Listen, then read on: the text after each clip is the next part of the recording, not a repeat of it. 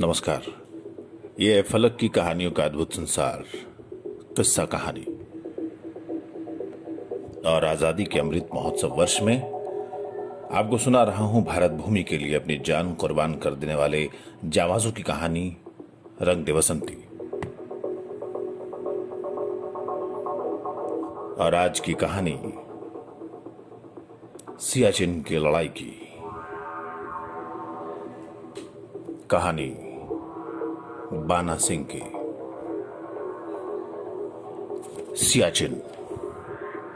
सियाचिन का नाम सुना है आपने?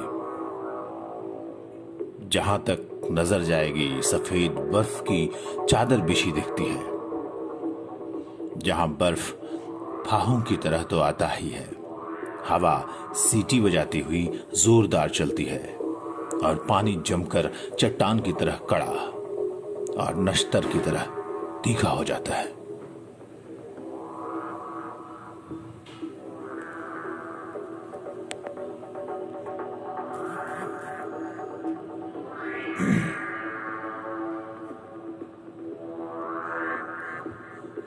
जहां सांस लेने के लिए भी जद्दोजहद करनी होती है, हर तरफ फैली सफेद चादर में सफेदी के अलावा बस 3 अलग रंग नजर आते हैं, केसरिया, हरा और दीन दोनों पट्टियों के बीच अशोक चक्र का नीला रंग।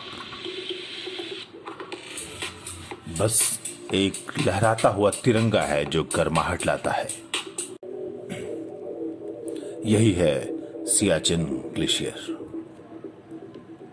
सियाचिन यानी दुनिया में सबसे ऊंचा लड़ाई का मैदान। बात 1987 की है। तारीख थी 23 जून की। बर्फीली हवाओं के थपेड़े चल रहे थे और फिर चारों तरफ छा गई थी गहरी सफेद धुंध। उस जगह का टेम्परेचर -50 डिग्री सेल्सियस नीचे गिर गया था और 8 Jammu and Kashmir light infantry के नायब सूबेदार बाना सिंह उस मौसम में खुद को किसी तरह कमर भर बर्फ में आगे की तरफ घसीट रहे थे।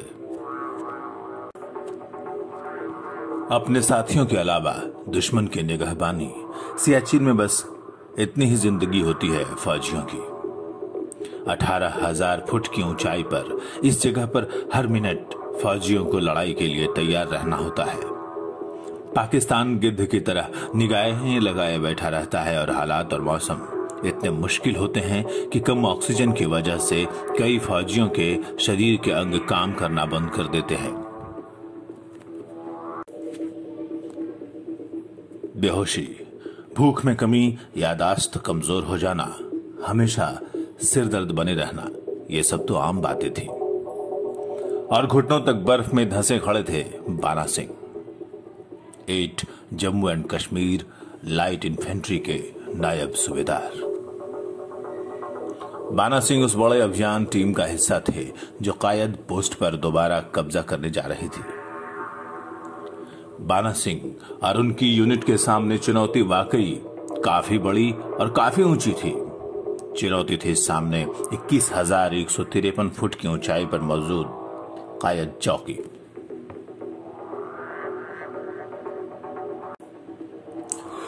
इसी जगह पर कुछ दिन पहले हुए ऑपरेशन में भारत का बहुत भारी नुकसान हो चुका था, इसलिए यहां पर एहतियात बरतने की जरूरत थी। असल में पाकिस्तान ने हिमालय का करीब 5,500 वर्ग किलोमीटर का इलाका चीन के हवाले कर दिया था। यह इलाका पाकिस्तान के कब्जे वाला कश्मीर का था और कानूनी तौर पर वो भारत का इलाका था। पाकिस्तान की ऐसी गतिविधियों और मंसूबों को देखते हुए भारत ने 1983 में सियाचिन ग्लेशियर के साल्तोरो रिज पर कब्जा कर लिया था और वहां पोस्ट बना ली थी। लेकिन फिर 1987 के जून के पहले पखवाड़े में पाकिस्तान ने भारतीय इलाके में घुसपैठ करके एक चौकी बना डाली थी और उसका नाम कायदे आजम मोहम्मद अली जिन्ना के नाम पर कायद पोस्ट रख दिया था। नायब सूबेदार बाना सिंह और उनकी रेजिमेंट के लोग इसी कायद चौकी को दोबारा हासिल करने के अभियान पर थे। इस अभियान से कुछ दिन पहले एक और अभियान रवाना हुआ था लेकिन जब वे कायद पोस्ट से थोड़ी दूर रह गए थे कि पाकिस्तानी फौज ने उन पर भारी फायरिंग की थी। इस फायरिंग में 2 जवानों को छोड़कर उस पेट्रोलिंग पार्टी के सारे लोग मारे गए थे। इस हमले के बाद का सदमा काफी बड़ा था। दिल्ली से कोर कमांडर, सेनाध्यक्ष और रक्षा मंत्री जैसे कई बड़े लोग आनन फानन में सोनम पोस्ट पहुंच गए थे। इसके बाद एक और प्लान तैयार किया गया था। इस प्लान के तहत सोनम पोस्ट के आगे एक और छोटा कैंप बनाया गया, जिसे बनाने के लिए चीता हेलीकॉप्टर्स ने 400 से अधिक चक्कर लगाए थे। इस नए अभियान का नाम था ऑपरेशन राजीव।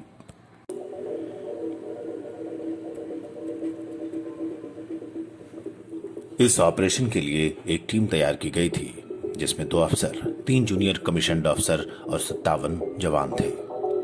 इस ऑपरेशन के लिए टीम पहली बार 22 जून को निकली थी, लेकिन उसी रात 2 जवानों की मौत हाइपोथर्मिया से हो गई। हाइपोथर्मिया यानी शरीर का तापमान बहुत अधिक ठंड की वजह से काफी नीचे चला जाता है और शरीर के कई जरूरी अंग काम करना बंद कर देते हैं। उसके अगले दिन तय किया गया कि अगली कोशिश में अभियान सीधे सोनम पोस्ट से शुरू किया जाएगा। लेकिन रात में शुरू हुआ यह अभियान सुबह होने तक की मंजिल के आसपास पहुंचता नहीं दिख रहा था। तेज हवाएं, गहरी खाइयां और लगातार हो रही बर्फबारी, पाकिस्तानी फौजियों के अलावा कुदरत की ये ताकतें भी एक दुश्मन की तरह सामने खड़ी थी। उस रोज भी अचानक बाना सिंह के वायरलेस पर मैसेज आया था, Bana Singh, come back, we are retreating for today. अगली रोज रात के 8 बजे फिर से चढ़ाई शुरू कर दी गई। इस बार मार्च की कतार में सबसे आगे थे टास्क फोर्स कमांडर कर्नल राय। लंबी और थकाऊ चढ़ाई के बाद देर रात ये लोग फिर से कायद पोस्ट की रेंज में पहुंच गए थे। सर्द बर्फीला तूफान कहर ढा रहा था। 2-3 फुट से आगे कुछ दिख ही नहीं रहा था, लेकिन इस खराब मौसम ने शायद दुश्मन को थोड़ा लापरवाह बना दिया था। बर्फ में खतरनाक दरारें होती हैं और ताजी गिरी बर्फ उन खाइयों के मुंह बंद कर उन्हें अपने आगोश में छिपा लेती है। बस हल्का सा पैर पड़ा और इंसान सैकड़ों फुट नीचे पतली दरार में जा फंसता है। लेकिन इस बार टास्क फोर्स के कमांडर इंतजार करने के मूड में नहीं थे। वह बस आगे बढ़ते गए। एक के बाद एक सिपाही मौसम की मार से या तो मारे जा रहे थे या कहीं न कहीं से चोट खाकर जख्मी हो रहे थे या फिर हाइपोथर्मिया का शिकार हो रहे थे। आखिर में सिर्फ बाना सिंह और साथ के 2 जवान ही कायद पोस्ट तक पहुंच पाए थे। कायद पोस्ट के एकदम पास पहुंचकर बाना सिंह ने अपने उन दोनों साथियों को रुकने का इशारा किया था। कर्नल राय ने रेडियो सेट पर कहा कि वह मदद के लिए 3 और जवान भेज रहे हैं, वेट फॉर देम। बाना सिंह ने रुककर बर्फ काटने वाला फावड़ा उठाया और बर्फ की दीवार में रास्ता जैसा काटकर अपने लिए खंदक बना ली थी। आज चढ़ाई में बाना सिंह के साथ राइफलमैन ओमराज ही मुकाबला कर पाया था। उनके साथ इस चढ़ाई में साथ आ पाया एक और जवान भी था। तीनों एक दूसरे से सटकर बैठ गए और अपने साथियों के पहुंचने का इंतजार करने लगे।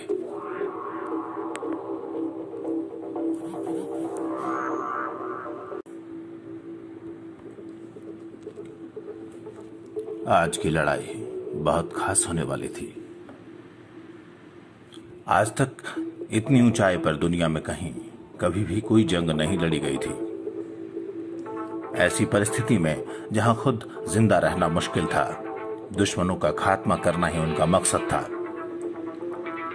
यहां से आगे का ऑपरेशन बेहद मुश्किल था, क्योंकि दुश्मन उनसे ऊंचाई पर बैठा था और जैसे हुए पाकिस्तानी फौजी की निगाह में आते गोलियों की बौछार आ जाती। जान तो जाते ही ऑपरेशन भी फेल हो जाता। बाना सिंह और उनके दोनों साथियों ने वो रात बर्फ के बीच खुले मैदान में बिताई थी। फिर सुबह होने का अंदाजा हुआ तो बेस से आए 3 साथी उन तक पहुंच गए। इन शाहों ने आपस में बैठकर तय किया कि शाम को 4:30 बजे दुश्मन की पोस्ट पर हमला किया जाएगा। अब या तो आर या पार की लड़ाई थी। लगातार होती बर्फबारी की फिक्र अब उनमें से किसी को नहीं थी। 4:30 बजे तक काफी अंधेरा घिराया था। कायद पोस्ट तक की वो चढ़ाई आगे भी आसान नहीं थी। इंच दर इंच सरकते हुए छहों लोग पोस्ट के ठीक नीचे पहुंच गए थे। 21,000 फुट पर सांस लेते रहना भी अपने आप से जंग लड़ने के बराबर था।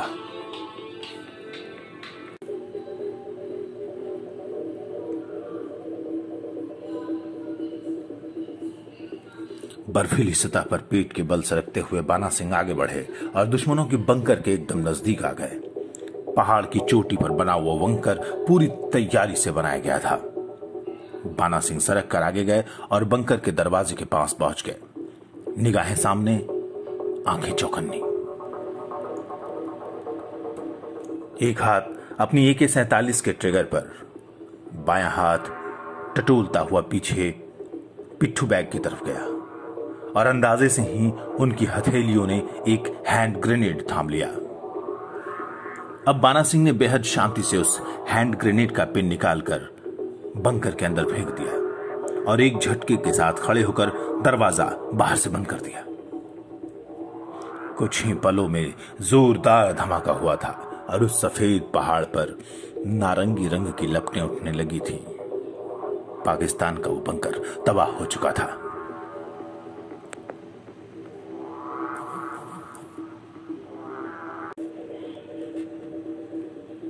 दुश्मन की चीखें नजरअंदाज करते हुए बाना सिंह राइफल पर संगीन चढ़ाकर बाहर खड़े पाकिस्तानी सैनिकों पर पिल पड़े थे।